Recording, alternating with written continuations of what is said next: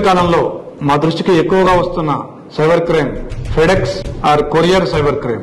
దీనికి సంబంధించి ఇది ఎలా ఉంటుందంటే, ఎవరో ఒకరు మీకు ఫోన్ చేస్తారు. ఫోన్ చేసి మీ పేరుతో కొరియర్ పార్సిల్ వచ్చిందని, దాంట్లో మత్తు పదార్థాలు ఉన్నాయని చెప్పి మిమ్మల్ని భయపెడతారు. లేదా మీ ఆధార్ కార్డు వాడి ఎక్కడో మోసం జరిగిందని, సైబర్ క్రైమ్ చేశారని, లేదంటే మత్తు పదార్థాలు కొనుగోలు చేశారని మిమ్మల్ని భయపెడతారు. దాంతో మీరు భయపడిపోతారు. వాళ్ళు అచ్చంగా పోలీస్ ఆఫీసర్ మాదిరిగానే మాట్లాడతారు. స్కైప్ కాల్ చేస్తారు.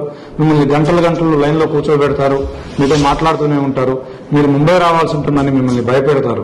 ఒకవేళ మీరు ముంబై రాకుండా ఉండాలంటే మీరు మీ అకౌంట్లో ఉన్న డబ్బంతా ఆర్బీఐకి బదిలీ చేయాలి. అప్పుడు మేము వెరిఫై చేసి మీరు ఇన్నోసెంట్ అయితే మీ డబ్బులు మళ్ళీ మీకు బదిలీ చేస్తూ ఉంటారు. అలా మీరు డబ్బులు బదిలీ చేయగానే వెంటనే వాళ్ళ ఫోన్ స్విచ్ ఆఫ్ అవుతుంది.